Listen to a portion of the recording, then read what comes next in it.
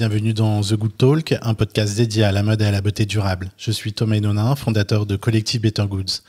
Dans The Good Talk, nous explorons les initiatives et les actions concrètes qui transforment l'industrie avec les entrepreneurs, créateurs et dirigeants qui partagent leurs expériences et leurs projets. Notre objectif à travers ce podcast est de fédérer une communauté autour des enjeux de durabilité et d'éthique. Ensemble, nous voulons bâtir un secteur de la mode et de la beauté plus transparent, responsable et respectueux des enjeux sociaux et environnementaux.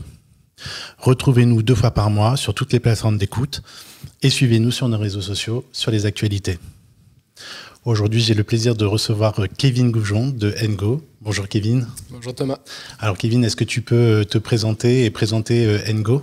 Ouais, donc Kevin, je suis le cofondateur et directeur général de Ngo Shoes. Donc on est une marque de basket et de sac à dos basée à Nantes. On existe depuis 2017 et on a 3 piliers, le commerce équitable, la solidarité et l'éco-responsabilité.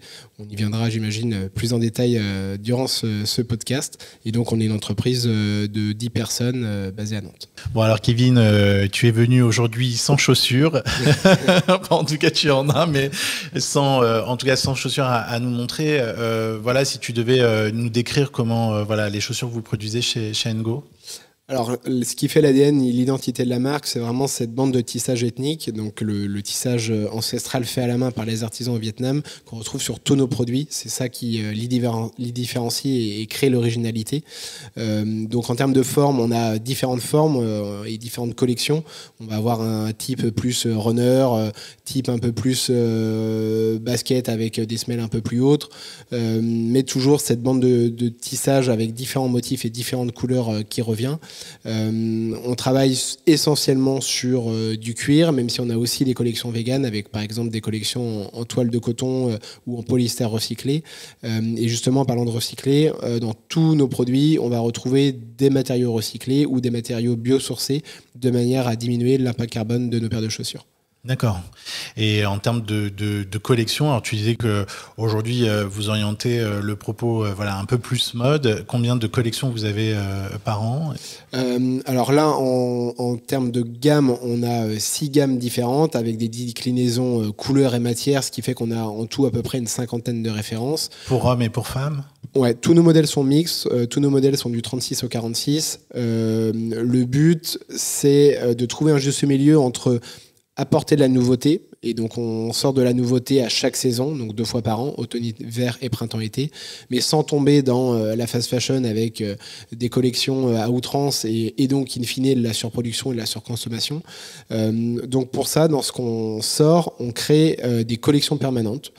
Donc par exemple notre modèle Saigon, qui est notre modèle best-seller depuis 2018, on l'a revisité, il y a eu une V2 qui est sortie récemment, mais on a des coloris, on va dire basiques, qui eux sont iconiques et restent et resteront, ce qui nous permet de pas faire de promo ni de solde, puisque le produit reste, que ce soit sur notre site internet ou en magasin. Et à côté de ça, on apporte de la nouveauté avec des choses un peu plus saisonnières. Peut-être des collaborations aussi ? Exactement, des collaborations, des couleurs un peu plus saisonnières, où là, on va faire en plus petite quantité, de manière à apporter cette nouveauté, mais sans pour autant avoir un stock d'invendus à la fin de la saison. Et d'aller sur les tendances, sur ce côté mode dont on parle là, mais sans non plus tomber dans toutes les tendances qui vont durer 3 mois et où au final ça durera pas dans le temps et le seul risque c'est d'avoir de la surproduction avec à la fin de la saison du moins 70% parce qu'on n'a pas réussi à vendre ce qu'on a produit. Ouais. Donc c'est trouver un juste milieu entre à la fois des collections permanentes et des choses de saison qui permettent d'apporter de la nouveauté pour le client final ou le client magasin. D'accord, très bien. En quelques chiffres, Ngo, qu'est-ce que c'est exactement, à la fois sur le chiffre d'affaires, mais aussi tous les chiffres que vous suivez ? Alors, on fait à peu près 1 million d'euros de chiffre d'affaires. On existe depuis 2017. On produit en moyenne 20 000 paires par an.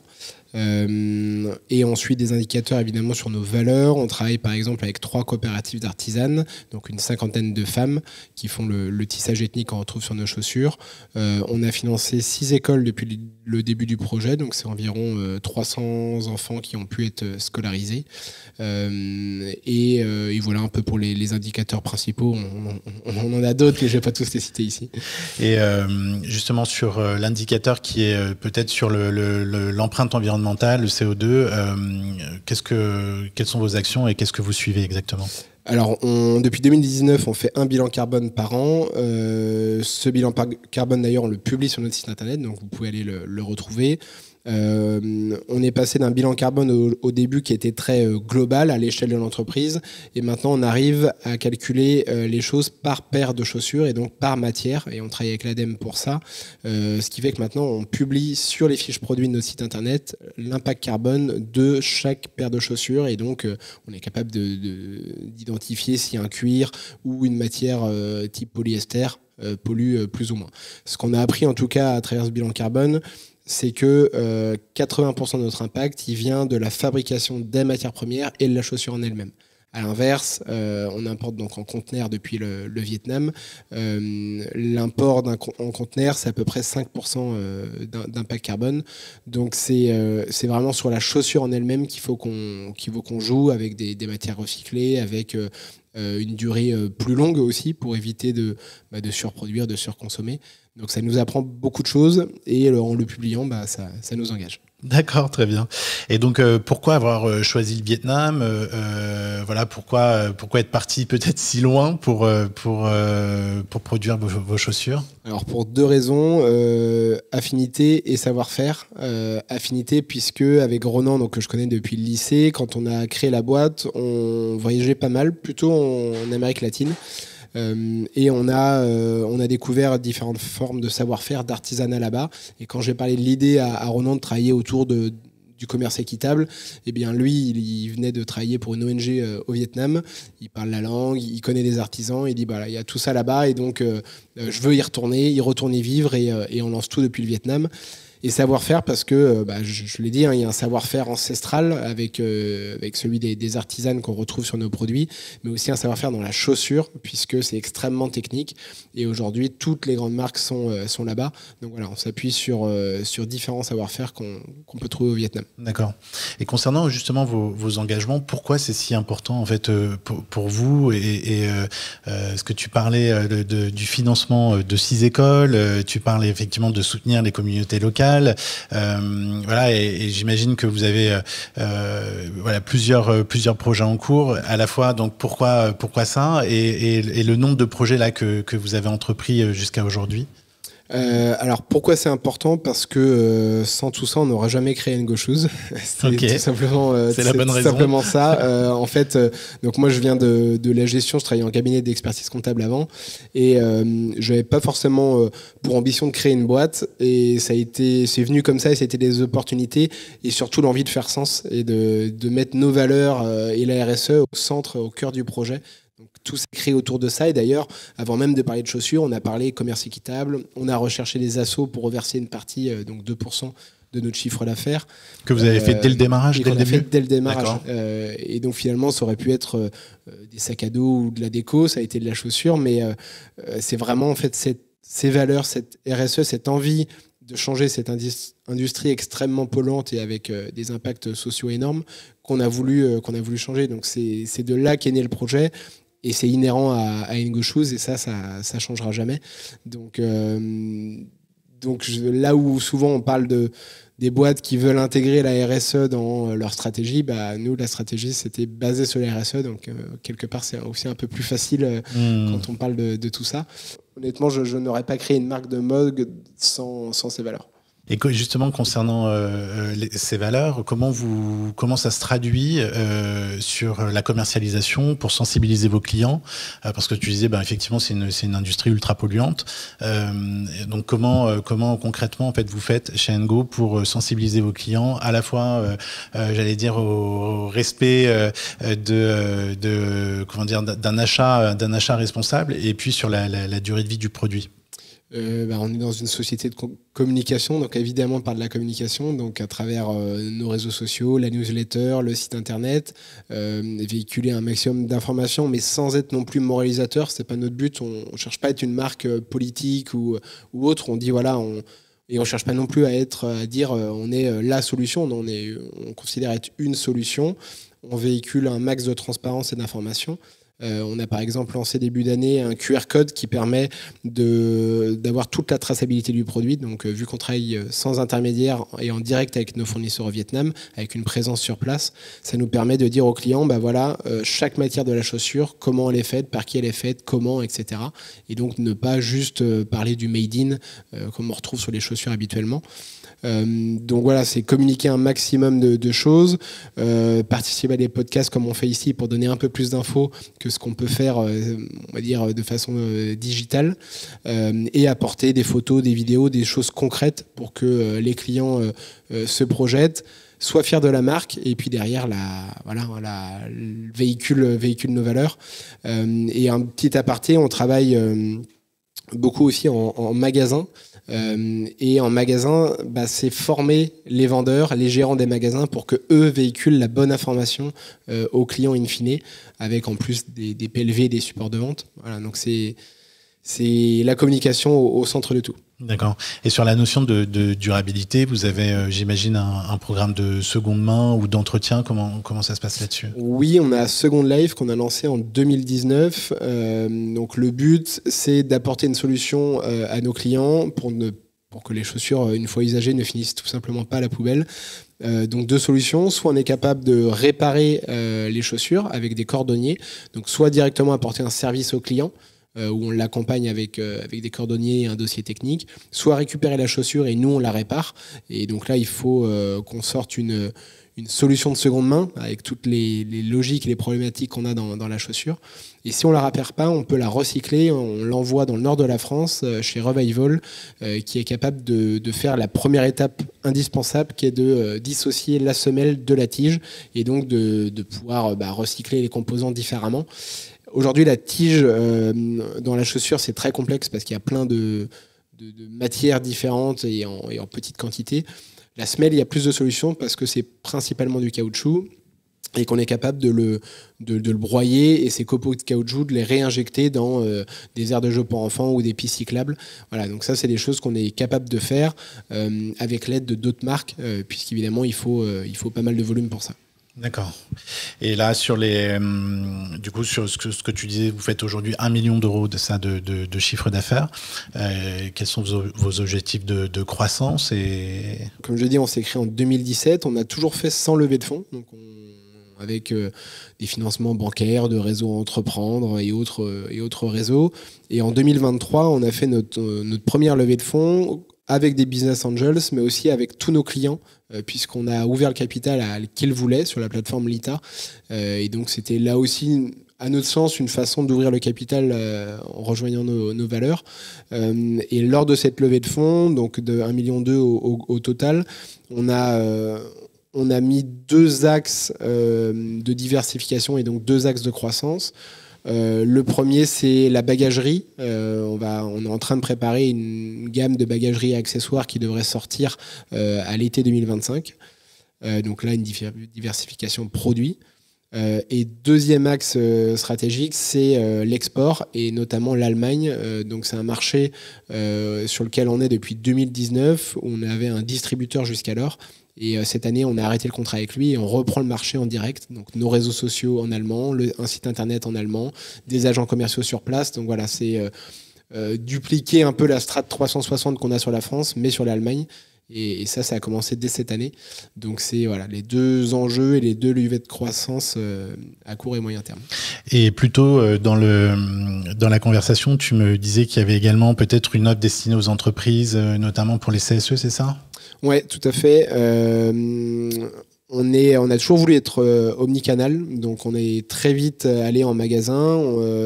La boîte, on l'a créée via une campagne de crowdfunding en 2017. Dans la foulée, on sort notre e-shop. Et dès 2018, on est présent dans les premiers magasins, avec en 2019 l'arrivée aux Galeries Lafayette, Haussmann, BHV, les grandes villes. Donc ça, c'était assez fou d'y rentrer aussi vite. Et c'est d'ailleurs une belle fierté. Ça nous a bien aidé à nous déployer sur la partie wholesale, donc magasin. Donc aujourd'hui, on a toujours ce côté à la fois B2C et B2B.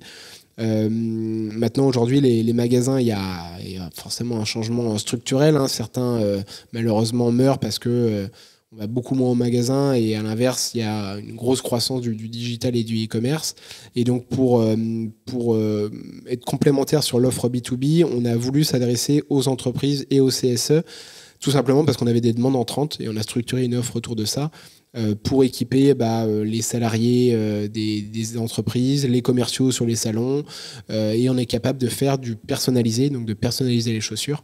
Donc brandé, c'est ça avec le logo, couleur de l'entreprise, et on peut même aller jusqu'à faire du co-branding total au Vietnam. Donc là, il faut qu'il y ait au moins 500 paires, mais c'est des choses qu'on fait par exemple avec des clubs de sport. On l'a fait avec le Stade Français au rugby à Paris, avec le HBC Nantes au handball, ou encore avec le Tour de France. Donc voilà, c'est des choses qu'on est capable de faire, de co-brander et de personnaliser nos paires de chaussures pour les entreprises. Ok, donc là c'est des gros projets là qui viennent pour l'avenir. Ce podcast c'est aussi à destination de la communauté, puisque sur Collective Better Goods, nous ce qu'on souhaite, c'est aussi embarquer justement la communauté sur accompagner les marques, accompagner les initiatives. Voilà, concrètement comment notre communauté pourrait soutenir vos initiatives, où vous retrouver Ngo, voilà. Est-ce que tu parlais des grands magasins, mais j'imagine le site internet. Voilà, comment notre communauté pourrait vous soutenir? Déjà en nous rejoignant pour avoir un maximum d'infos sur Ngo, donc sur nos réseaux sociaux, alors principalement Insta et LinkedIn, en s'abonnant à notre newsletter. On envoie chaque semaine une newsletter pour donner de l'info sur Ngo, sur les coulisses de Ngo, mais aussi sur la mode éthique de manière générale. Évidemment en devenant client sur notre site internet ngo-shoes.com et chez tous nos revendeurs. Donc on a une carte sur notre site qui renvoie vers l'ensemble de nos magasins revendeurs. Et puis en restant en échangeant, en restant en lien sur les différents réseaux. Je pense que c'est tu parles de communauté que toi tu as, c'est en fédérant un peu toutes les communautés de toutes les marques. Et d'ailleurs certains le font, à l'image de Julia Ford de la marque Loom. C'est aussi comme ça qu'on alimente et qu'on fait passer des messages, et c'est un peu collectivement qu'on arrivera à changer cette industrie qui est quand même vieillissante et polluante. Et avoir un impact, du coup, j'imagine. Et avoir un impact in fine, bien sûr. Là-dessus. Alors Kevin, tu nous as parlé précédemment des engagements de Ngo sur les communautés au Vietnam, et ici en France, chez Ngo, comment ça se passe au niveau de la vie de l'entreprise? Alors on est, donc comme je disais, on est une marque basée à Nantes, d'à peu près 10 personnes. Donc les équipes à Nantes sont surtout autour de la communication, du marketing et du commercial. Après, on travaille avec pas mal de freelance, notamment sur la partie créa design. Donc on travaille avec un designer de mode basé à Paris. Et on a 2 personnes au Vietnam, mon associé donc qui vit ou qui va retourner y vivre là à fin octobre, et Vin qui est notre ingénieur chaussures. Et le but d'être sur place, c'est de travailler avec et chez nos fournisseurs pour s'assurer de tout ce qui nous avance, au-delà des certificats, des audits et autres, et d'apporter donc cette transparence à nos clients, puisque le gros problème de la mode, c'est que c'est extrêmement opaque, et donc on se doit de donner plus d'infos, et encore plus quand on produit au Vietnam, on a un peu une étiquette, une mauvaise étiquette sur la tête, donc on doit encore plus, nous, aller plus loin, donner plus d'informations, être encore plus transparent. Et je pense que pour ça, il n'y a pas de choix, il faut être présent sur place dans le pays où on produit, et c'est ce qu'on fait. Et donc voilà un peu pour l'équipe de Ngo Shoes. Donc Kevin, tu nous parlais précédemment que vous faisiez 1 million d'euros, c'est ça, hein, pour Ngo. Comment vous faites pour être visible par rapport à la concurrence? Alors, il y a beaucoup de marques de chaussures, donc en effet, c'est pas simple. Aujourd'hui, notre levier de communication, c'est évidemment nos valeurs, le commerce équitable, la solidarité, l'éco-responsabilité. C'est quelque chose sur lequel on communique beaucoup en magasin et sur notre site internet. Donc évidemment, ça nous différencie des autres. Ça reste un avantage concurrentiel. Pour autant, on reste une marque de mode et la première raison d'achat de tous nos clients, c'est le produit. Il faut que le produit plaise, qu'il soit confortable, qu'il soit durable. Et donc là, sur les leviers de mode pur, évidemment, on n'a pas les mêmes budgets marketing et de visibilité que les autres. Donc il faut être original, il faut être innovant. Il faut peut-être aussi aller là où d'autres ne vont pas. En tout cas, ça nous oblige à faire les choses différemment. On peut pas s'appuyer sur un énorme média ou un énorme ambassadeur. Donc ça prend un peu plus de temps, mais on y arrive. Vous avez des influenceurs ou pas? Oui, on travaille avec des influenceurs. Donc là aussi, on peut pas travailler avec les plus gros influenceurs, mais on s'aperçoit que travailler avec plein de petits ou de micro-influenceurs, ça fonctionne très bien. Le but étant de fédérer une communauté et que en fait les gens en parlent d'eux-mêmes et que ça fasse boule de neige, que nos clients deviennent nos premiers ambassadeurs, etc. Et on a changé l'équipe cette année en recrutant des gens justement qui viennent de la mode, qui viennent de Paris, de manière aussi à changer l'image de marque et à réussir à parler un peu plus mode. Aujourd'hui, c'est dur quand on est une jeune marque avec des valeurs, à la fois de parler valeurs et à la fois parler mode. C'est deux choses qui sont liées, mais pour autant, quand on parle valeur, on pourrait nous dire « Ok, mais parlez-nous du produit ». Quand on parle du produit, on va nous dire « Ok, mais qu'est-ce qu'il y a derrière les chaussures ?» Donc réussir à avoir ces deux temps de parole, c'est pas toujours évident. Et là, on a vraiment la volonté d'être vu et perçu comme une vraie marque de mode, et donc ça, il faut retravailler l'image, il faut retravailler les shootings, et c'est nos nouveaux salariés qui sont arrivés en début d'année qui nous aident à ça, et ça s'est vu là dès le dernier shooting qu'on a fait au mois de juin. Il y a eu un réel changement de l'image, et ça fait partie de nos nouveaux leviers là sur les prochains mois, les prochaines années, et ça nous aidera pas à concurrencer avec Nike ou New Balance pour autant, mais le marché... Et d'ailleurs, est-ce que vous avez envie d'être à côté de Nike? Bien sûr que non, notre ambition n'est pas du tout d'en arriver là. Au contraire, je pense que il faut que globalement le marché se réduise, qu'on fasse des chaussures plus durables, qu'il y ait moins de paires achetées, vendues, produites, éviter la surconsommation, la surproduction. Et oui, il y a plein de marques, mais le marché est énormissime, et donc il y a largement la place pour des jeunes marques comme Ngo et autres. Donc on trouve notre place petit à petit en offrant quelque chose de différent et de novateur. Ok, donc maintenant, Kevin, je vais un peu jouer au candidat. J'ai envie de m'investir dans une marque de mode responsable. Voilà, quelle qualité je dois avoir pour postuler chez Ngo? Alors déjà sur la candidature, quand elle est personnalisée, que le candidat a repris la charte graphique de Ngo par exemple, ça c'est forcément quelque chose qui attire l'œil et qui montre une certaine motivation.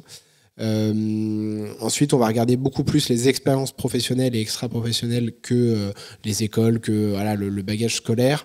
Un étudiant qui a fait plusieurs années d'apprentissage, pour moi, ça témoigne d'une certaine motivation. Idem s'il y a des implications dans des assos, c'est quelque chose que je regarde beaucoup. Et après, on regarde beaucoup les savoir-être, c'est-à-dire que la RSE, on l'a impulsé, Ronan et moi, dès le début de la boîte, mais pour que ça se préserve, il faut que toute l'équipe soit engagée là-dedans et que ce soit au cœur de toutes les décisions. Et donc pour ça, on regarde vraiment à ce que les personnes portent ses valeurs. Alors évidemment, chaque candidat va dire qu'il est engagé en candidatant chez Ngo, mais c'est quelque chose qui, au fil de l'entretien, va se sentir. On va sentir ce feeling, ce match ou pas. Donc évidemment le savoir-être et le savoir-faire, bien sûr, qu'on regarde aussi. Comme je disais tout à l'heure, maintenant on attache beaucoup d'importance à ce que les personnes viennent et déjà travailler dans le secteur de la mode.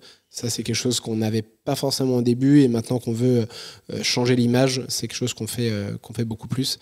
Et enfin, on est une petite équipe, 10 personnes, donc il faut qu'il y ait une super synergie entre tout le monde, et pour ça, c'est faire participer les autres salariés aux embauches, aux entretiens, pour que tout le monde donne son avis, et surtout les managers et manageuses directes. Bon, écoute, je pense que j'ai toutes mes chances pour venir travailler chez Ngo. Du coup, pour clôturer ce podcast, j'avais envie de te poser une question. Qui tu penses, justement, tu parlais de Julia Ford, mais qui tu penses qu'il sera intéressant en fait pour nous de rencontrer en prochaine invité? Oui, sans transition, du coup, Julia de la marque Loom qui est extrêmement intéressante, ou encore Victoire Sato de The Good Goods, qui est quelqu'un qui a un réel impact et un réel engagement. Donc, c'est 2 personnes que je te conseille de rencontrer. Bon, écoute, merci Kevin, merci de cet échange, merci d'avoir été le tout premier intervenant sur The Good Talk. Avec plaisir, merci pour l'invitation. Écoute, à bientôt. Merci. Salut Thomas. Au revoir.